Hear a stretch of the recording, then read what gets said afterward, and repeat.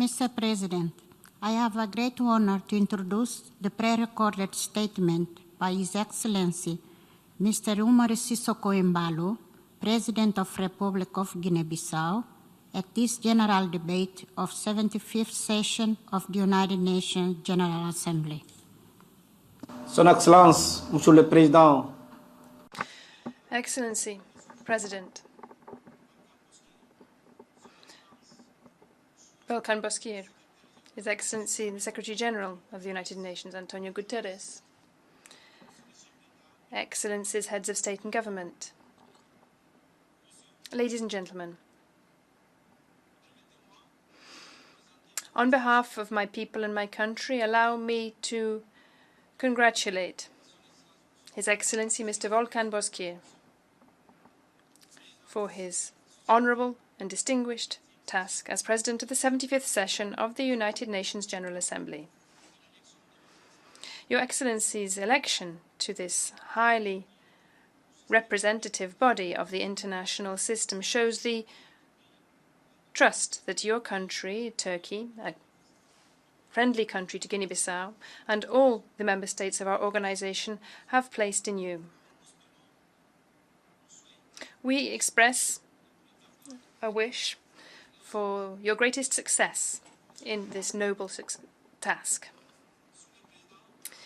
President, Excellencies, at the outset I should like to present my deepest condolences to the member states of this organization following the losses of lives they have suffered during this COVID-19 pandemic which has afflicted the whole world. I thank the health professionals worldwide, and particularly those of my country and of all the international organizations who are currently in Guinea-Bissau, who, together and on a daily basis with our authorities, are on the front line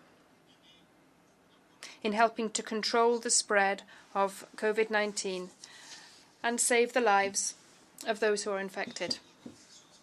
The agenda of the specialist session of the United Nations General Assembly to discuss COVID-19 is of greatest importance. We must therefore all cooperate with the scientific community in its efforts to seek solutions and to support the most vulnerable, so as to address the immediate negative impacts of COVID-19. By contributing to strengthening the health systems and also the development and the equitable distribution of treatments and vaccines.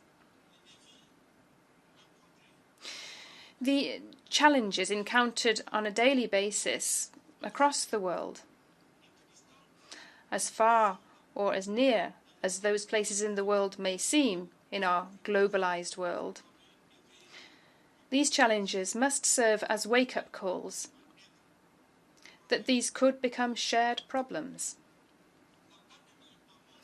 The pandemic has shown this to be true and has taught us that it is important to join forces to fight against COVID-19 and all the other scourges and challenges which we are confronted with on our planet. This is why this year, celebrating the 75th anniversary of the founding of the United Nations, we must work together to revive the values and ideals for which the United Nations was created, with a view to achieving the United Nations that we want and which we do truly need in order to approach and combat today's global challenges. The time has come to renew our commitments and to strengthen multilateralism. Only in this way can we move forward with our humanitarian agenda, whilst taking into account vulnerabilities, promoting gender equality, and finally achieving Agenda 2030 for the well-being of all. President, Excellencies, I am honoured to be speaking to this great assembly today on the 24th of September. the day when my country, Guinea-Bissau, celebrates another year of its existence as an independent nation. This independence was won with great honour and great sacrifice. I applaud my people.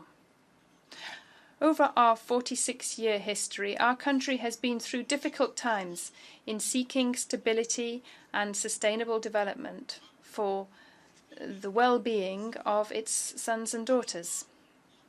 The support of the international community, and particularly the United Nations and the regional and sub-regional organisations, has been fundamental to finally bring an end to the conflicts which held sway in our country.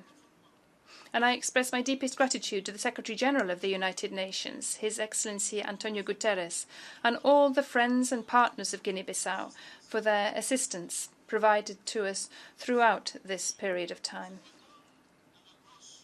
However, as the end of the mandate in our country of the United Nations mission comes to an end, and whilst national efforts are ongoing in the main areas of responsibility for stabilising the country, and the normal functioning of all state institutions is also underway, continued and substantial assistance from the international community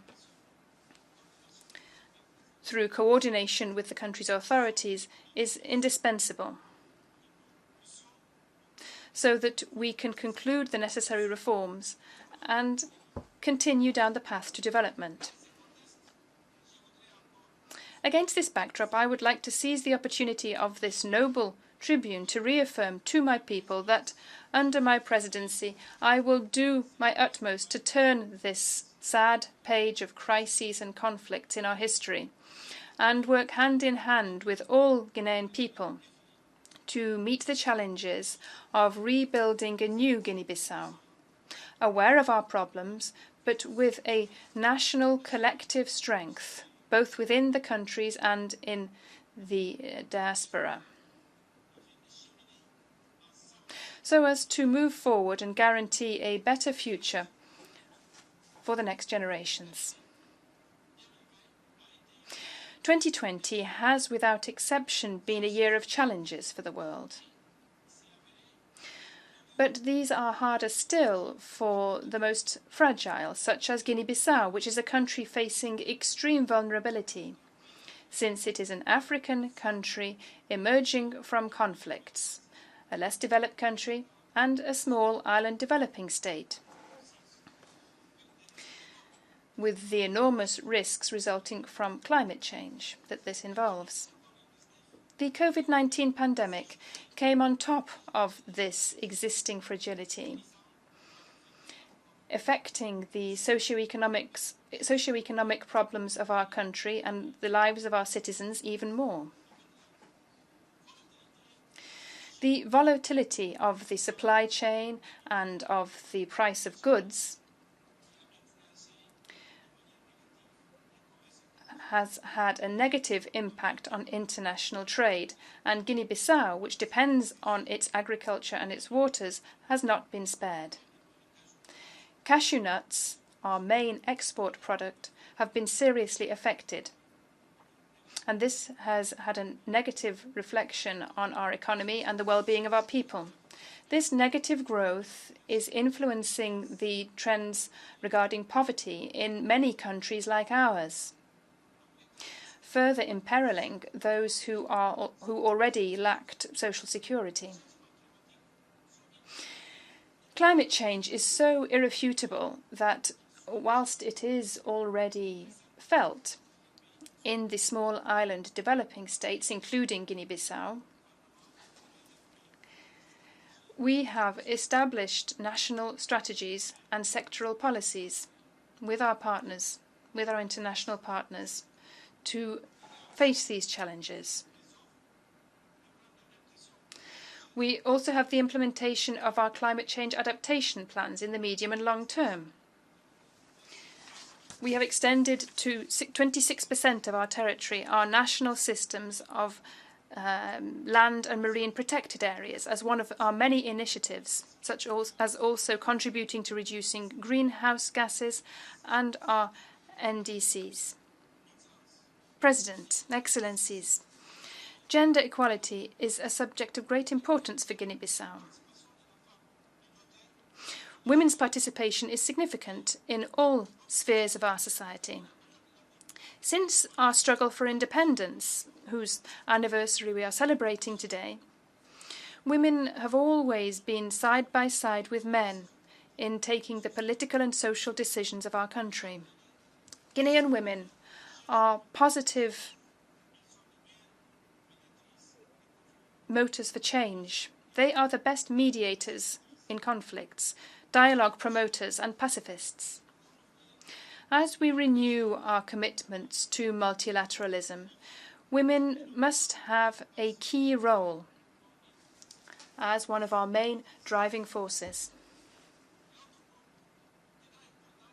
The other extremely important group is youth, which in many of our countries makes up the majority of our population.